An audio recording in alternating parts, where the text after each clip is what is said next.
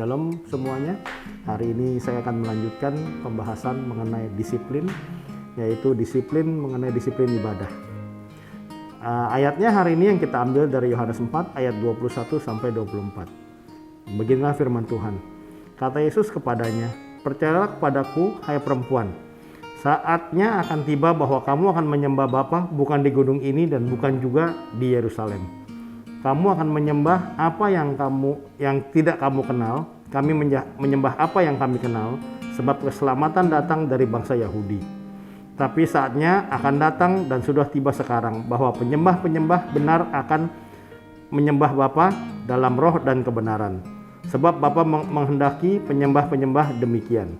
Ayat 24, Allah itu roh dan barang siapa menyembah dia harus menyembahnya dalam roh dan kebenaran. Mengenai disiplin beribadah ini ada beberapa hal yang harus kita perhatikan. Dalam disiplin beribadah ini adalah ada sifatnya ada dua, yaitu secara gaya hidup dan seremonial. Untuk saya yang sehari ini saya akan membahas tentang seremonial. Apa sih seremonial itu? Seremonial itu adalah hal-hal yang harus kita perhatikan ketika kita tiba di gereja, dan itu yang harus terus dilakukan. Apa saja hal-hal itu?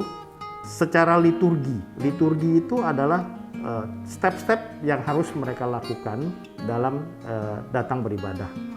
Misalnya seperti di gereja kami, bahwa pertama pasti ada penyembahan. Setelah penyembahan, pembacaan firman, khotbah dan penutupan. Itu adalah liturgi yang terjadi setiap minggu dan berulang-ulang. Apa saja yang harus diperhatikan dalam liturgi itu? Satu, bahwa kita harus datang dengan hati yang senang dan gembira. Yang kedua, kita harus mendengarkan khotbah itu.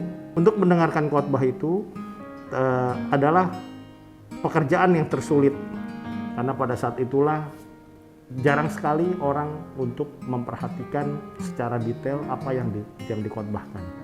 Menurut penelitian, dari 100% manusia itu yang akan masuk apabila kita tidak mencatat adalah hanya 5-10%. Sedangkan sisanya akan menguap begitu saja.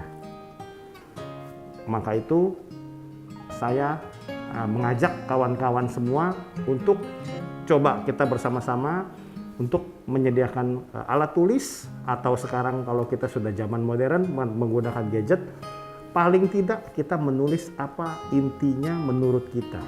Karena apa yang kita dapat pasti akan berbeda dengan orang lain yang didapatkan oleh orang lain.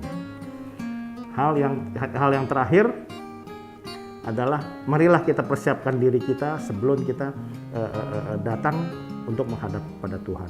Di sini saya ada contoh seseorang yang bersiap-siap dari hari Sabtu, bukan dari hari Minggu saja.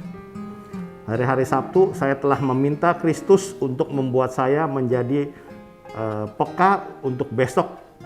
Jadi untuk hari Minggu yang dibutuhkan orang dengan tubuh yang sakit. Lalu pada hari Minggu saya sudah bangun dengan sisa waktu banyak agar kita tidak merasa terburu-buru untuk datang ke gereja. Oke. Nah, inilah dan satu hal lagi, saya menghimbau teman-teman yang masih online, saya ajak untuk minggu depan kita sama-sama hadir di ibadah ini. Demikian inspirasi pagi. Shalom. Tuhan Yesus memberkati.